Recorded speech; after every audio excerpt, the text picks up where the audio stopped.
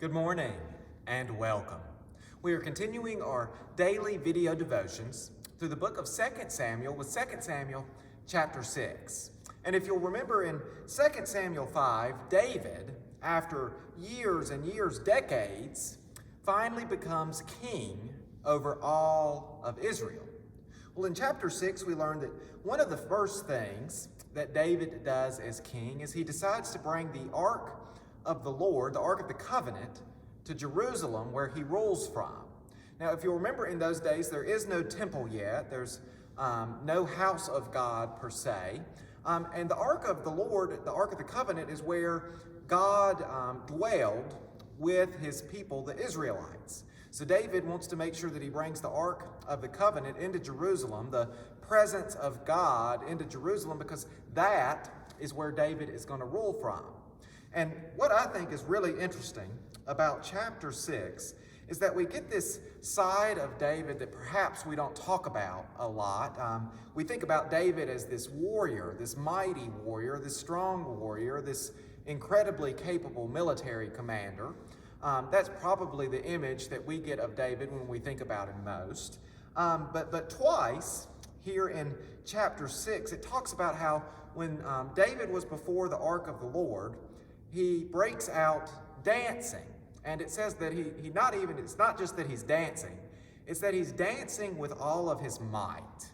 So I don't know about you, but when I think about King David, I don't think until today I had really ever thought about King David really getting out there and just really passionately dancing because he's so excited to be in the presence of God. And I was really laughing at chapter 6 because if you'll remember, near the end of it, the second time that King David is dancing, all the people, a lot of people, maybe not all the people, are gathered around and they witness King David dancing with all of his might. And remember, David had more than one wife.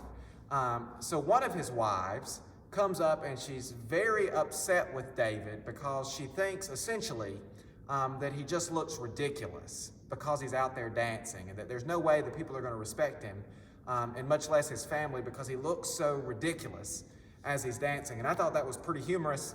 And it might be easy to judge David's wife, but I'd imagine my wife would have probably done the exact same thing, because if David's anything like me, he probably couldn't dance all that well. But it did make me think about how interesting it is, this idea that David is so excited to be in the presence of God that he can't help but dance, and not only dance, but to dance with all of his might. And that got me thinking about, in our lives, are we that excited? Have we ever been that excited to be in the presence of God that we've been so overwhelmed with joy, so overwhelmed with happiness, so overwhelmed by God's goodness that we couldn't help but dance or do something equivalent to dancing, whatever you do when you get very joyful?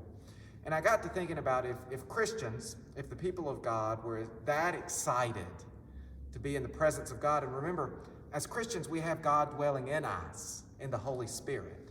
Just imagine how many people we could reach in our world with the message, with the good news of the gospel, because we would be so excited to have God dwelling in us that we couldn't help but live our lives by living out that joy and that excitement and sharing the goodness of God with others, because we would know just how good God has been to us.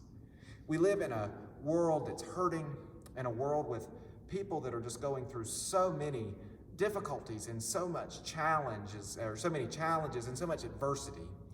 As the people of God, we should be filled with joy. We should be so excited about the life and the hope that we have found in Jesus that it just flows out of us in our everyday lives, where the people around us can't help but notice.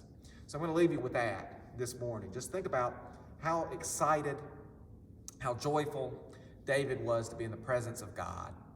And then what does it look like for you to be that excited and that joyful yourself? We'll see you next week for 2 Samuel chapter 7.